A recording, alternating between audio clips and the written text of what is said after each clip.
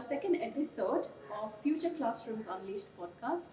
And we are going to talk about the power of STEM today. We have a special guest with us, Mr. Migara, the founder of Magicbit. And we're going to dive in deep to his journey and why he actually chose STEM to be passionate about as his career and all the work, all the impactful work that he's been doing. So welcome, Migara. And how are you doing? How are you feeling about being a part of this podcast?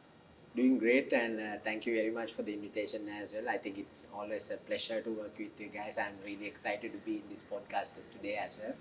Amazing. First of all, I have to say congratulations on all your achievements. We've been seeing a lot of you across the startup ecosystem, and we're very proud to be as part of the ecosystem with you to see all your achievements. But before we talk about all of that, maybe let's start from square one. So tell us, why STEM?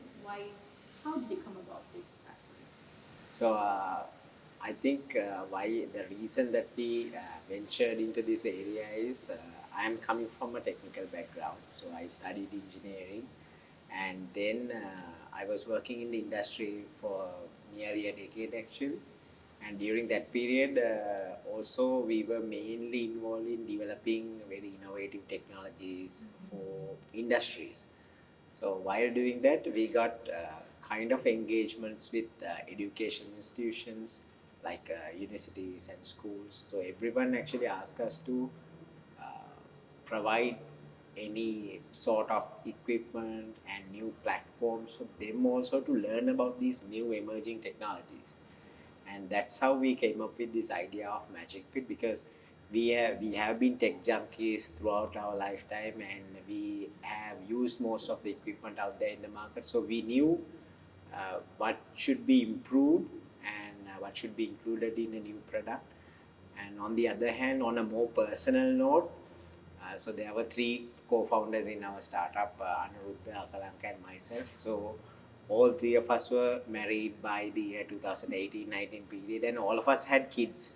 Okay. So our firstborns were there by 2019, and so we were quite passionate about creating something for the next generation as well, because something I also truly believe is we should create knowledge and we should create things which carries to the next generation, and that's how the world progress as well.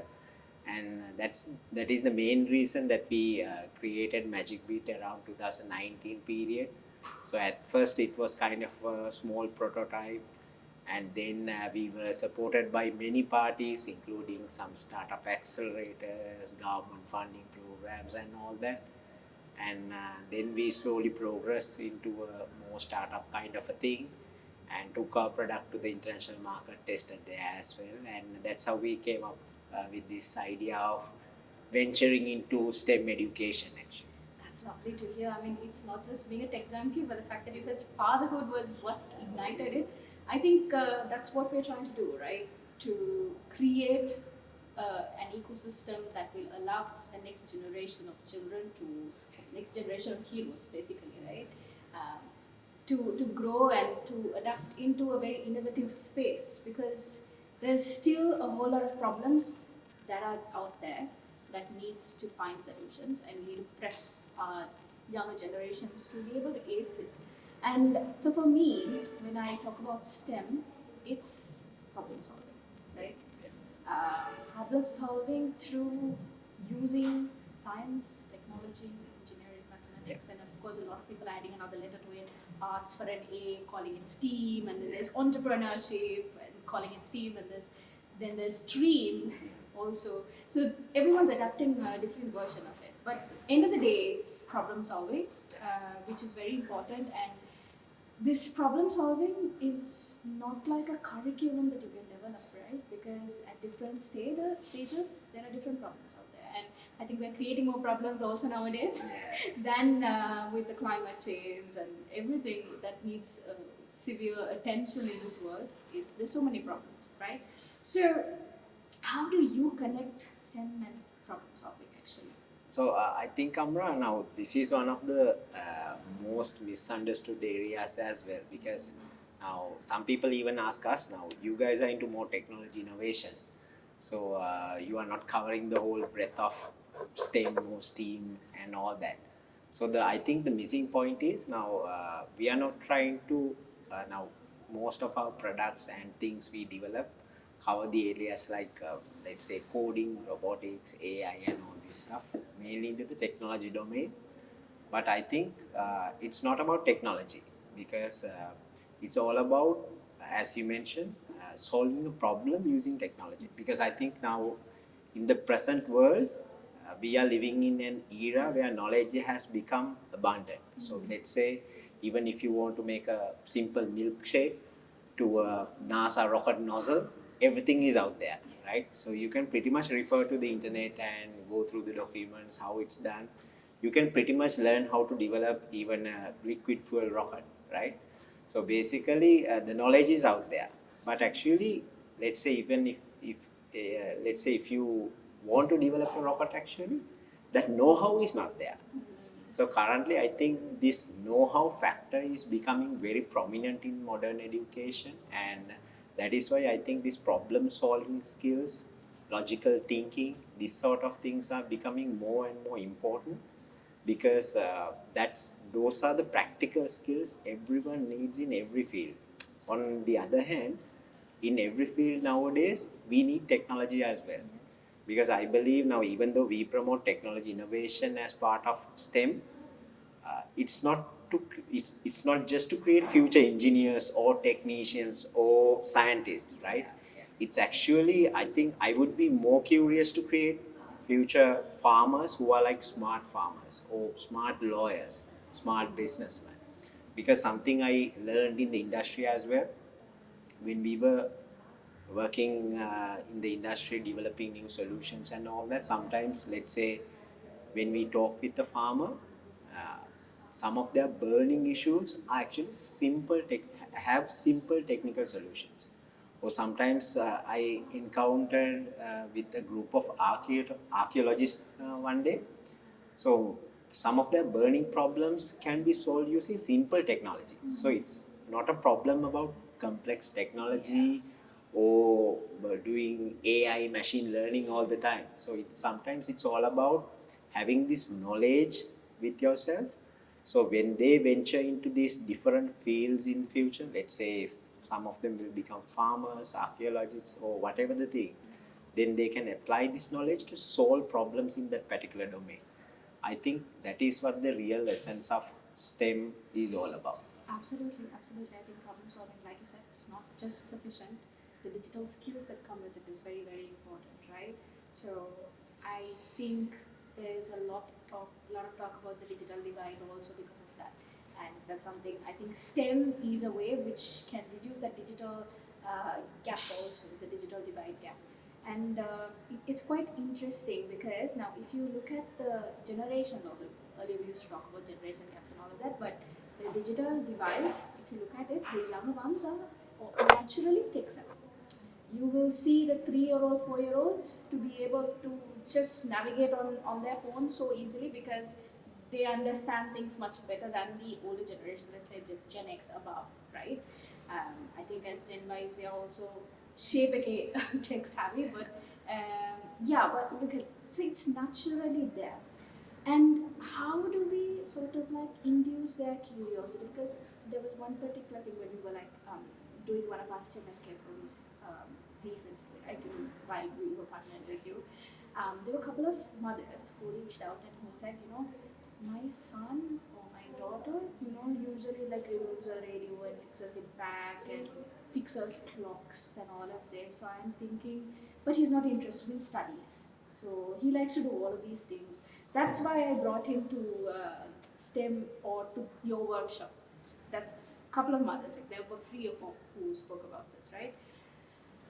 What is your thought process behind it? Because you are a father too, right? How would you advise other parents? How would you like give the awareness to them that it's not only these kids who need to be exposed to it; they're naturally inclined to it. How about the others? How would you interest them to say? I think now, even from my personal experience, now I have a 5-year-old and a 3-year-old. So one thing I observed even in them is now a 5-year-old today have more digital skills compared to ourselves when we were at their age, right? Absolutely. So because, for example, now we don't have to differentiate an Android phone and an Apple phone for them. They pretty much know how to figure it out, and I think that's why they are called like digital natives. All the kids who are in schools today are either Generation Z or Generation Alpha. So all of them are born after the year 2000, and all of them are digital natives. So they are naturally very tech savvy.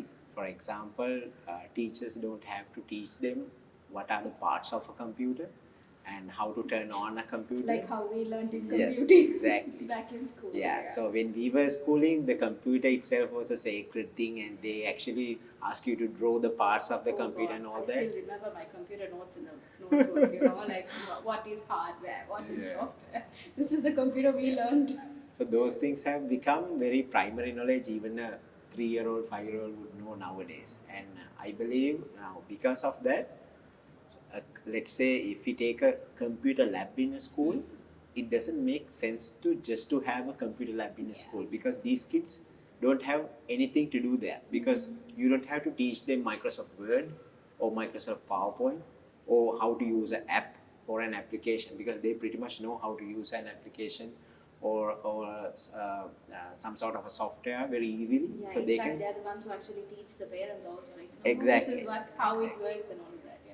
On the other hand, now when we are living in the age of AI and all this IoT, robotics and all that, so they can pretty much experience these outcomes of these technologies, and they know how to operate them.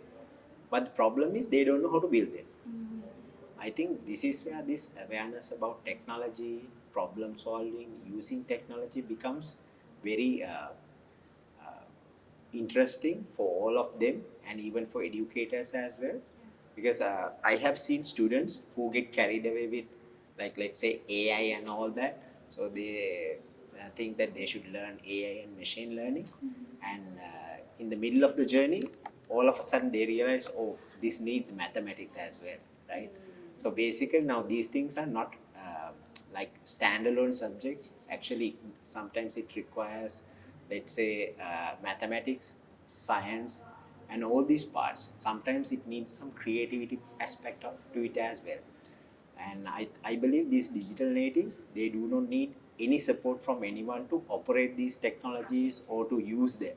So actually what they need to learn is how to apply the technology to different areas to build applications similar to these, where we can get better results or make the world a better place. I think that is where this STEM education can blend this technology, creativity, innovation, and all this subject matter into the kids. Yeah, I mean, a mantra that we go through in BootUp is that learning is not consumption, learning is creating. That's exactly what alphas or Gen alphas actually strive on, right? Creating their own thing. So, how do they create is exactly what you were talking about. I don't think this how to and all this, so critical thinking, logical thinking, all of this comes into play. And I don't know to what extent our school curriculums have actually upgraded their syllabuses also in terms of even computing. Or let's take science, for example, right? I mean, I come from a science background, I'm actually a biomedical scientist, but to evolve from there, how do we use these concepts? How do we use these theories? And how do we apply it? And I think that's the beautiful part of it, because not a single subject can exist on its own. That's why they call it the interdisciplinary connections in education, right? And to be honest, if I think about what a future classroom should involve, there shouldn't be subject periods. There should be places where they are allowed to create and to be able to access different knowledge or experts who are available there. Teachers should become subject experts, but to be able to tell them, okay, no, this part of science is where you have to use it here. This part of maths is where you have to use it here. Rather than segregating our school by periods and subjects, segregate it by different projects that they can work on. Build this, build that. Okay, so to build this, what's the knowledge you need? And how is the school going to provide that? I believe that's far-fetched idea of what a school should be for me. But And what is your perspective on this problem, because I think right now I have seen some teachers are very actively trying to incorporate the elements of STEM into normal subjects, like let's say science or mathematics, where they try to teach them with some activity and all that. But I think where they are struggling right now is, so there are structured education curriculums, there are exams, so you can't be doing too much experiments with the students, and so their parents or and even the students will complain that these teachers are not preparing them for exams, but rather trying to do experiments or provide experience for them. On the other hand, I think that battle is there. On the other hand, I think even incorporating STEM or even these other concepts into education system should be done more carefully, because even though there are many criticisms about traditional education systems, it has been evolved for like hundreds of years, and it's a very structured knowledge body. So when we can't, I think we can't disrupt that sort of a structured knowledge body. I won't agree at with once. the evolved part over 100 years. I think it's pretty much the same. But agree with you. I understand where you're getting at, because now through the idea that I perceived a couple of minutes ago to what an existing classroom is. Yes, definitely you cannot jump, because still the mentality of parents and students are, what are the tests they do, what are the marks that they get, what's the rank in their classroom, did they get an A grade or a B grade? Yes, that is the mentality, right? I know you can't jump there, but I know some of the schools are innovative. They approach STEM as a co-curricular activity now. Some of the STEMs are introducing it. In fact, some of the schools in Dubai are already doing it. So they have STEM as a co-curricular. They have their STEM clubs and all of that. So that's all there, which they're adapting on top of the existing curriculum, which is good. And I think more schools should approach that, because I think that's also a tested model. Yes. Clubs and stuff exist in Exactly. schools, and children know how to like work around that. So that's one possible way. But another possible way, maybe it's too wishful, is that can a class have like a subject for STEM? Like, can it be an adapted model of having STEM like 2 periods a week? Yeah. Something is better than nothing, right? Like, will students or will schools actually take that leap? Because it's not going to kill 2 periods. Sometimes maybe I think we give importance to something like PE time or computing or whatever. Maybe convert one of those subjects. Take a partial amount. So I feel like that's something that you can apply, you can do, and it's not going to hurt the existing curriculum, right? And have a curriculum just for that. So it's extra, and maybe gamify, get classes to compete with each other, have like a annual competition going on, because some of the schools are doing it, but on a superficial level. It has to be like either Ministry of Education comes up with such a plan, and then schools compete with each other. Within a school body, they're not motivated to do that. Yes. Right. So again, see what I'm displeasured about. I have to be very careful about the word that I use. Is the fact that again it's becoming a race. Even if they get into it, it's becoming a race. Like they'll be like, okay, that school is adapting STEM, so we need to do it too. End of the day, I think we all need to come back, ground ourselves. Why STEM? It's because of the skill set that we need to improve in kids, right? Because of the problem solving skills and the critical thinking and all of that. So that's, I think, very important about why we're doing it. Does it only apply to schools? Also applies to every startup that brings in the STEM concept also. Why are we doing it? Right? So if you notice, you have been in the picture for quite some time. How many years has it been? So we have been in this sector around 4 years now. 4 years. 4 years is a pretty long time, because so much has happened in 4 years in this world, right?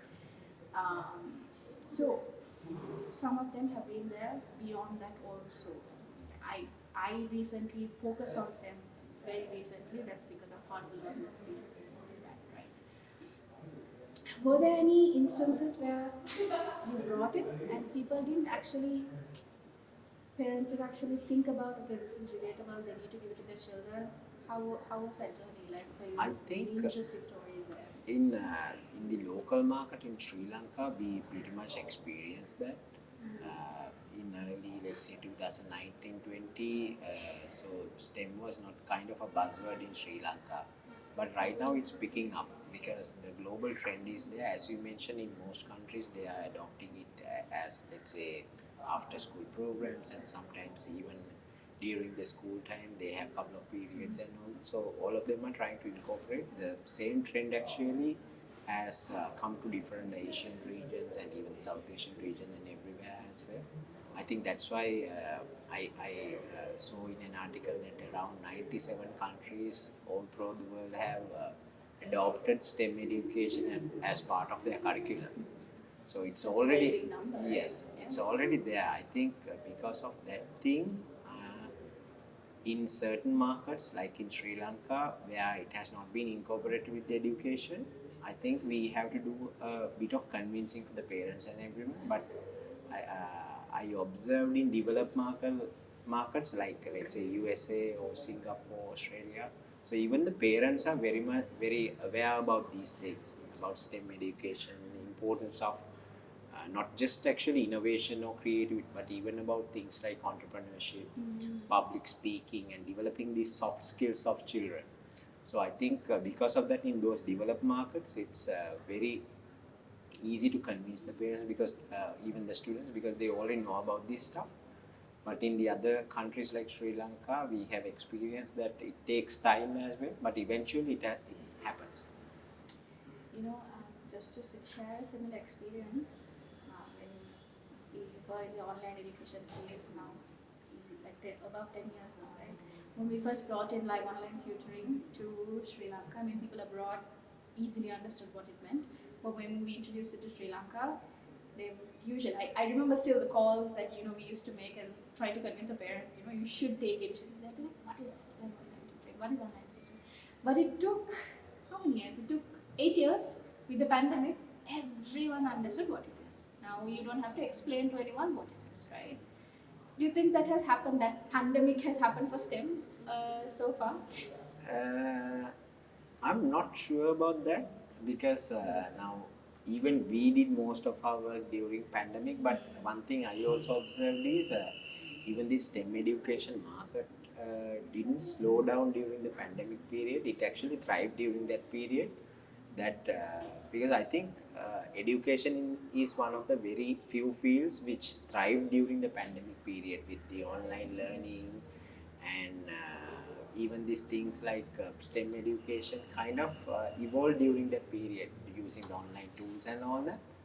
So, but I do not see any specific, let's say, mass adoption during the pandemic period when it comes to STEM, because obviously the STEM education has some tangible elements as well, where sometimes it has to be done in a classroom and all that. That element was missing during the pandemic period, but the online programs and all that happened actually.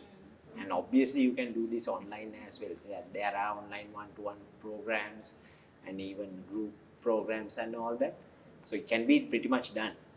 And but I do not see any particular growth during the pandemic period, but rather consistent growth. And that's why I think even this STEM education field is predicted to be growing during this decade as well, because it's a highly demanded area in modern education, and especially in modern edtech field. Absolutely. I was getting to that because, interestingly, like in a recent visit in Vietnam, I figured that there was no STEM experience alone. It was always coupled with edtech.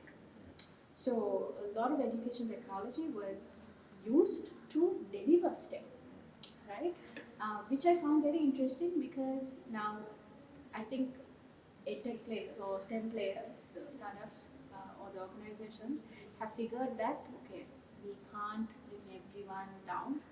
Like, we can't get a school to come on board with us. We can't get parents to come on board with us. Let's go to them. And they've used edtech. So that was very interesting for me to notice, and that's also something that at BootUp we've also adapted these STEM courses on our Learning Labs platform, and which I'm proud to say, because I think the birth of a STEM EdTech program was in collaboration with you, with Magicbit, and which is the Coding Comrades program.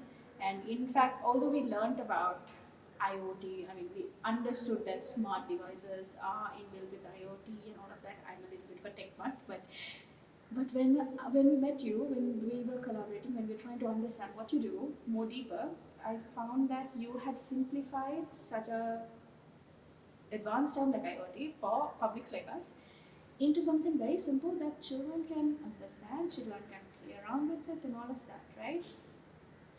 Tell me about it. How did you do that? So I think one of the challenges of delivering these STEM experiences for the students is now, even when you were schooling, now in every class there are like couple of tech junkies, right? Yes. So basically, but it's not for everyone.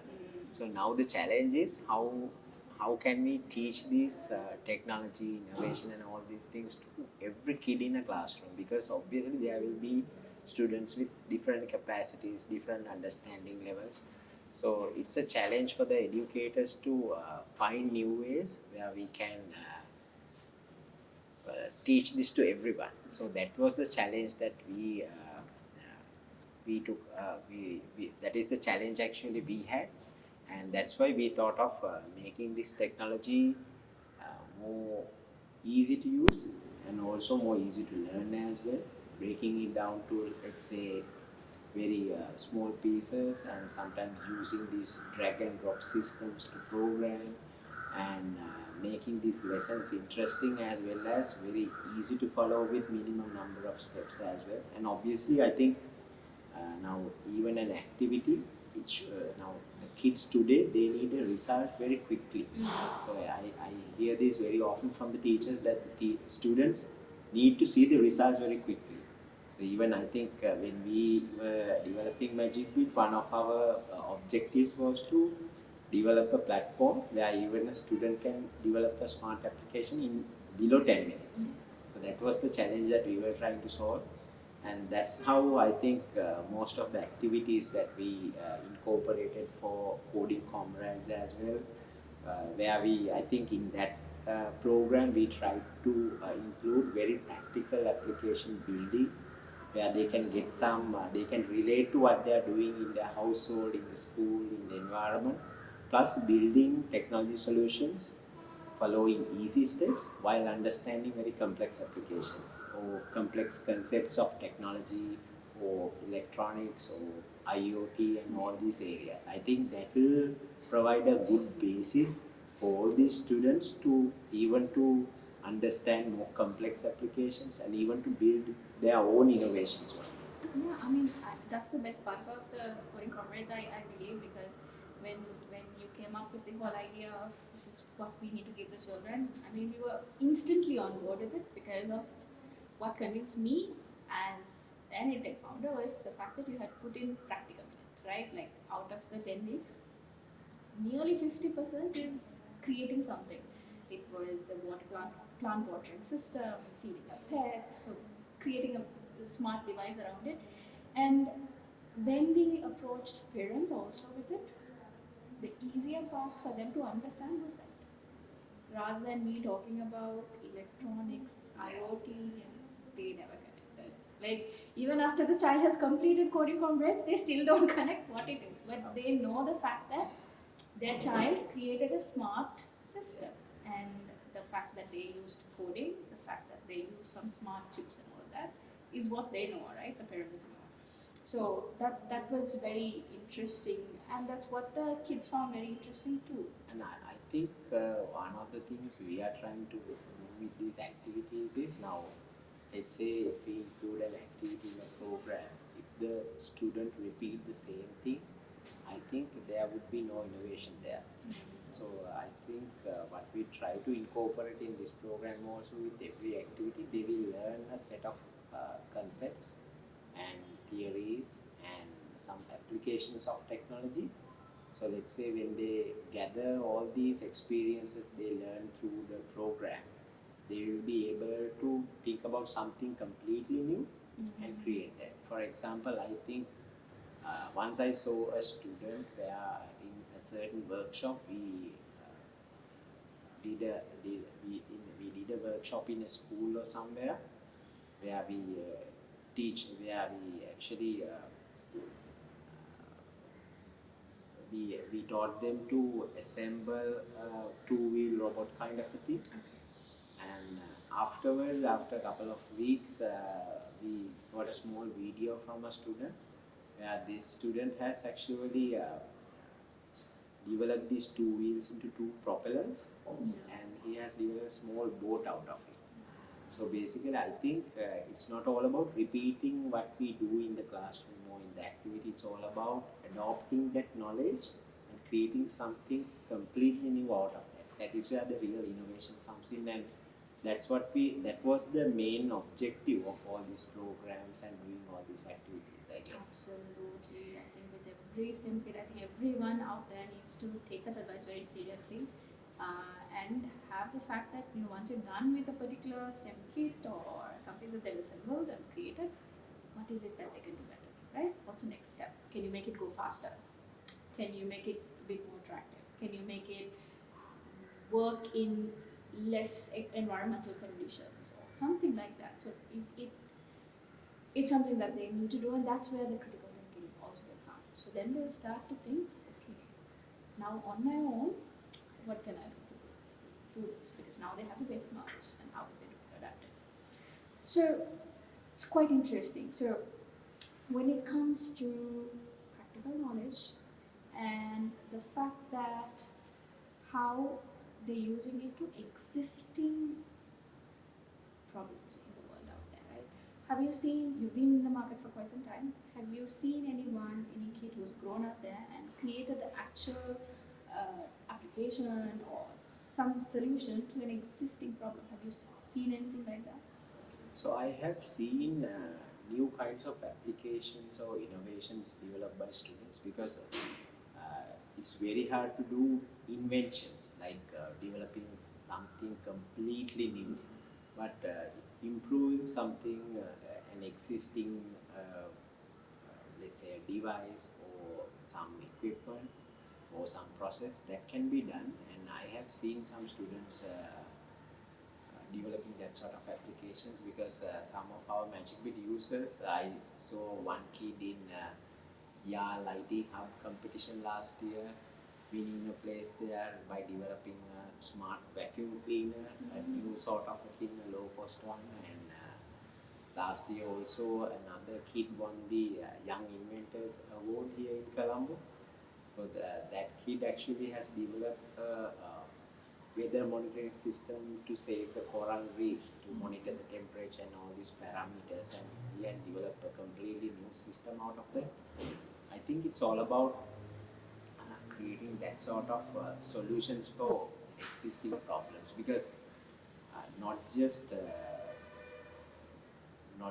to, let's say, create something for business value or create a new company or a startup out of that, but I think we have more bigger problems right now, as for example, even the things like climate change, the pollution, and all these things. I think we have passed the level where we can save Earth basically by reducing consumption. For example, now let's say, I'm not sure whether you are aware about this, if all of us stop eating meat, the global warming will reduce by around 10%, right? So if we stop using vehicles, it will be reduced by another 10 to 15%, right? So if we stop all the factories, so the total will be close to 30-40%, right? So basically, we can't do that stuff anymore, right? So we have passed that level. So the only solution we have is using our knowledge, the technology we have to solve these problems. How to fight the climate change, how to find, let's say, find solutions even for more broader problems like poverty, hunger, and all this stuff. Yeah, and right? even disease, right? Exactly. And I think this, the future generation, even though they are developing these small applications right now, they have all these big problems in future to solve. Absolutely. I think that is where we should gear them up. And I'm really happy to see that these kids are developing this sort of application. I just mentioned a couple of them, but I have seen many applications developed by students, although they are not into the commercial ready stage as of now. I think my thought process is when I was at their age, I'm pretty sure I couldn't do that. Absolutely. So I'm pretty sure when they are like 20, in their 20s, in their 30s, they will figure out more complex problems and they will be equipped with the knowledge to solve more complex problems. And that's why I'm very ambitious that these kids, if we teach them well and if we share this knowledge in a proper way, they will solve these problems one day. Yeah, I mean, we just need to share a little bit. They'll do the rest, Yeah. to be honest, right? So I think we want to do it. Feel that everyone has to come on board for this. Everyone, in the case of all the stakeholders, parents to family members, when they want to even buy something for kids, don't go and buy a plush toy. Buy something like this, which is going to be more beneficial. Everyone has to come on board with for this particular idea, right? And I think that's very important. So, talking about kids who are achieving these days, and I think there was one particular kid who had built a mosquito capturing device also somewhere around the central part of Sri Lanka. So it was very encouraging. It's tiny, but the fact that they built it was very encouraging, right? So those are very few examples of what we see out there, and I really wish the kids to grow. So talking about achievements, you're in a very good place right now, and it's nice to have seen your growth. Where are you taking Magicbit next? I think since we started, I think during the past 4 years we have won many awards. Even during the last year, I think we won the second place in the Entrepreneurship World Cup Sri Lankan chapter competition, and we won the famous accelerator program in Sri Lanka as well. And we exhibited Magicbit in 3 exhibitions last year in the US, in Dubai, and in Singapore. And we are quite happy with the journey that we have been. But honestly, I think where we want to move forward as a startup is grow ourselves into a better global stage where we can expand into other markets as well and increase our footprint and grow as a startup and probably become an edtech unicorn one day. So that will be the most ambitious plan that we are thinking of. And I believe that in this STEM space, I have not seen like edtech unicorns, particularly in the STEM field. I haven't seen it. Yeah. So I think that opportunity is out there for everyone because it's a growing market, and edtech market is obviously growing, and there are many edtech unicorns out there. So I believe that it's the journey that we are trying to grow as a startup, because I think even as a startup we are providing value for the students. Plus, I think we are creating more opportunities as employment, as collaborations and all that, and even for our partners and everyone. So I think creating that ecosystem and delivering more value to the society is what we are really aiming at by growing the company as well. Reflecting exactly what's growing in my mind, but I am wishing that Magicbit does reach there. We would love to see an edtech unicorn here in Sri Lanka, as well as we grow out of Sri Lanka as well in different regions. Like very much we're exposed right now, and so BootUp is very happy to have partnered with Magicbit for this, because I'm happy that we're on the same page, and we are looking forward to many more collaborations together, right? And I think partnering is also one of the SDGs, so which is very much you're in line. We are in line to that, and I hope to see many more STEM startups and STEM ecosystem partners to come up with better collaborations, and because there's always so much that we can share with each other, and for the better, because we want a bigger reach, we want a bigger impact among the students, and end of the day, our goal is to spread STEM out there, to infuse those skills to the children, right? End of the day, that's what we're working towards. And so STEM is a passion for both you and I. So I thought we'll play a little game before we sign off. So I would like to invite you to take a sticky note and grab a pen. Okay, we can grab a pen. And what does STEM mean to you?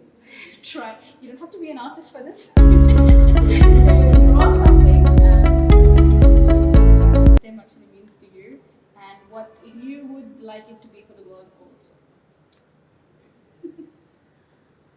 I think I put I'm you on not the sure spot. what my drawing skills do.